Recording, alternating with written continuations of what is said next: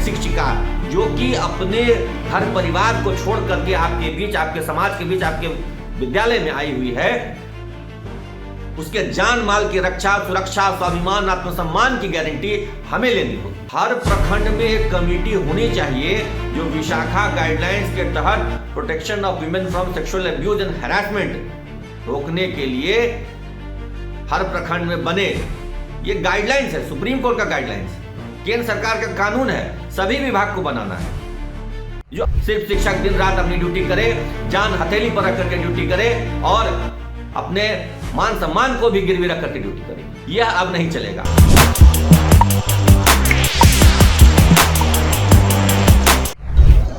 नमस्कार, मेरा नाम है कुणाल आरा, वॉइस ऑफ देख रहे हैं। देखिए, जब भी बात शिक्षकों की आती है तो अमित विक्रम, शिक्षक नेता अमित विक्रम हमेशा आवाज उठाते हैं। कल अररिया में एक शिक्षिका की मौत हो गई, उस पर भी आवाज उठा रहे हैं और क्या कुछ कह रहे हैं शिक्षा विभाग से और अपर मुख्य सचिव से। पहले सीधे सुनाते हैं उनके वीडियो से।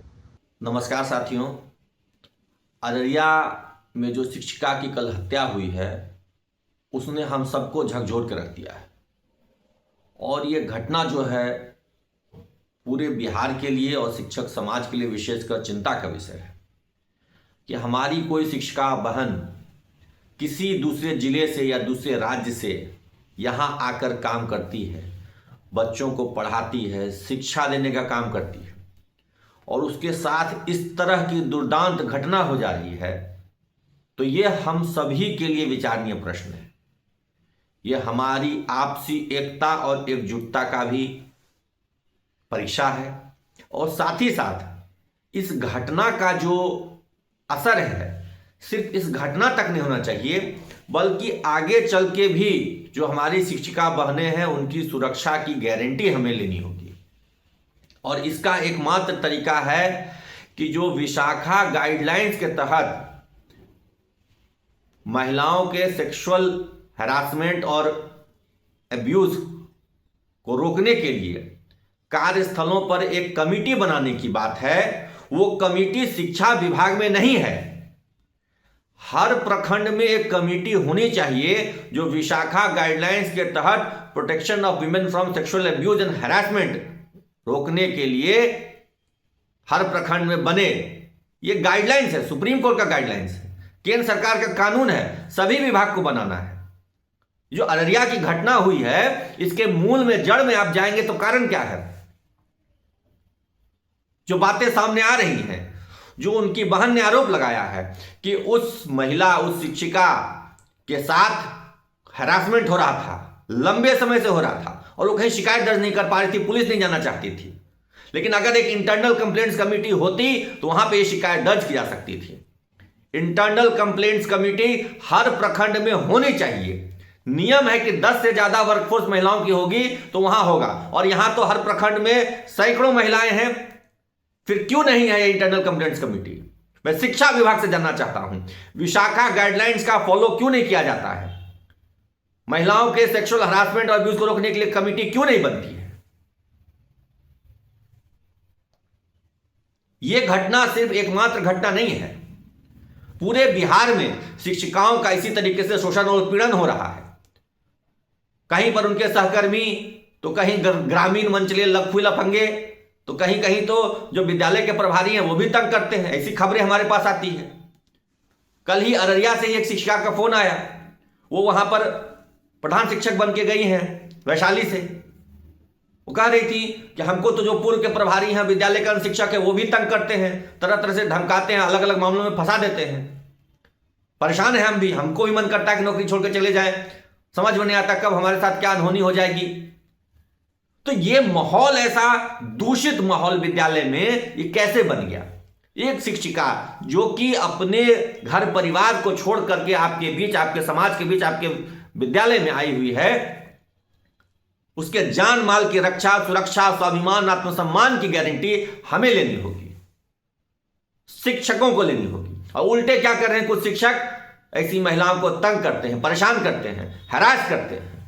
और ये सब इसलिए हो रहा है क्योंकि जो सरकारी तंत्र है उसको जितना ध्यान देना चाहिए महिलाओं की सुरक्षा पर वो नहीं दे रही है।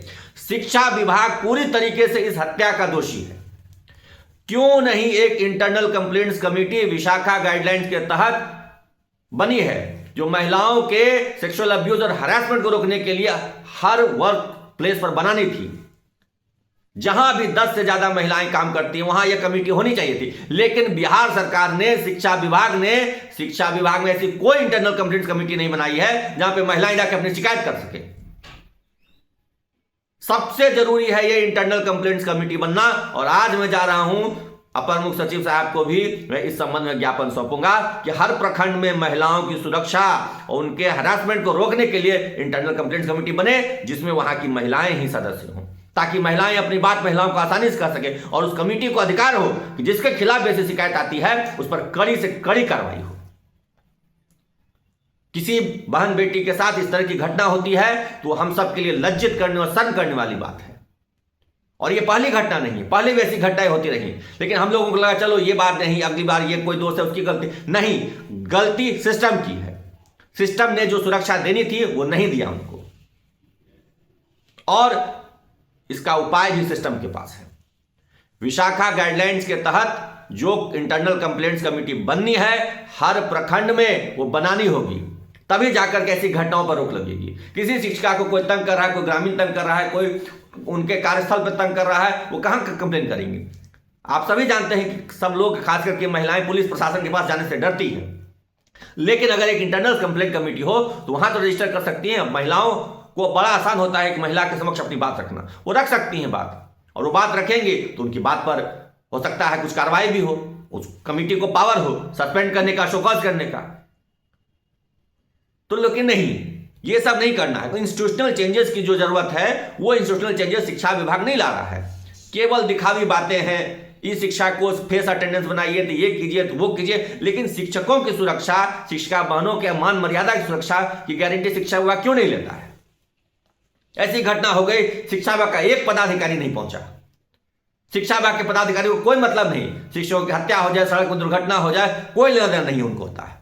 कब आपने देखा है कि शिक्षा विभाग का कोई पदाधिकारी किसी दुर्घटनाग्रस्त शिक्षक के घर पहुंचे, उसको कोई आर्थिक सहायता प्रदान करे?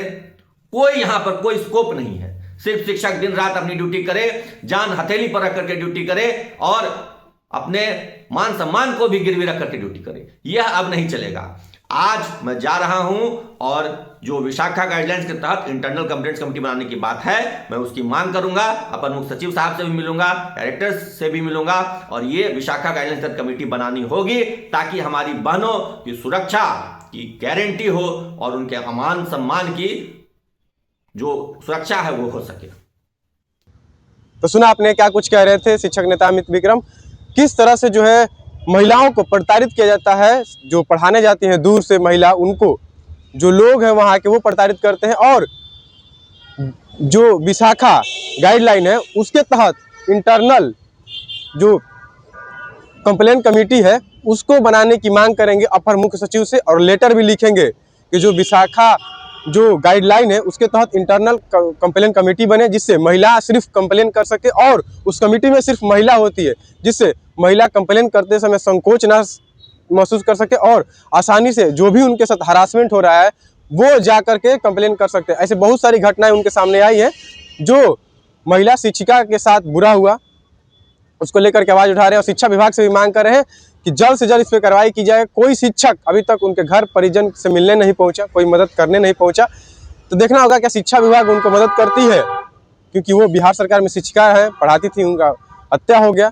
तो बस यही खबर थी कि जो अमित विक्रम है वो शिक्षकों के लिए हमेशा आवाज़ उठाते हैं, इस बार भी आवाज़ उठाएं। क्या कुछ कह रहे थे अमित विक्रम आपने सुन लिया। बस हमारे चैनल को सब्सक्राइब करें, इस पेज को लाइक करें। बहुत बहुत धन्यवाद।